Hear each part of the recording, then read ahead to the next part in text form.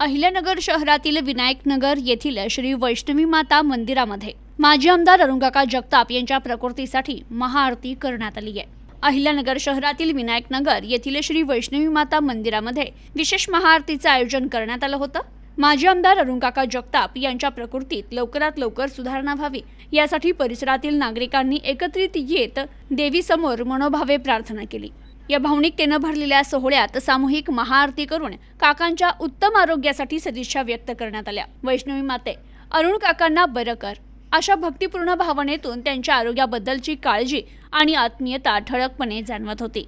कार्यक्रमाचं आयोजन स्थानिक नागरिक आणि मंदिर समितीच्या वतीनं करण्यात आलं। यावेळी प्रशांत नन्नवरे, हर्षद वालेकर, धनंजय भोसले, चेतन अग्रवाल, आबा भोसले, नितीन खैरे, गुड्डू म्हस्के, मयूर म्हस्के, सुमित सुगंधी, वेदांत दुशिंग, प्रसाद वाघमारे, किशोर श्रीमाळ, शुभम वालेकर, अंकित मोरे, दर्शन भंडारी, मनोज भंडारी, अभिजित कुराडे, ऋषिकेश काळे, निखिल हजारे, ऋषिकेश रासकर, प्रतीक क्षीरसागर, शिवम गावडे, पद्माकर खेत्रे, सचिन रासकर, गणेश मोरे यांच्यासह ज्येष्ठ नागरिक, महिला मंडळाच्या सदस्या तसेच युवक आणि लहान मुलंही उपस्थित होते।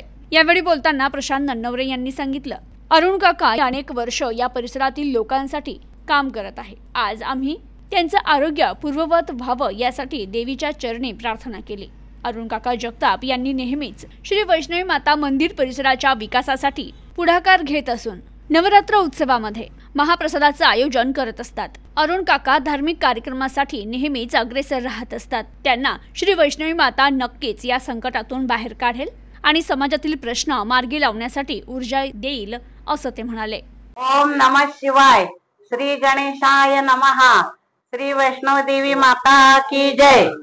आमच्या अहिल्यानगर शहराचे जे प्रमुख अरुण काका साहेब जगताप, परमेश्वराने त्यांना लवकर लवकर बरं करावं, आम्ही त्यांच्या प्रकृतीत सुधारणा व्हावी, ते लवकर चांगले बरे व्हावे म्हणून प्रार्थना करत आहोत।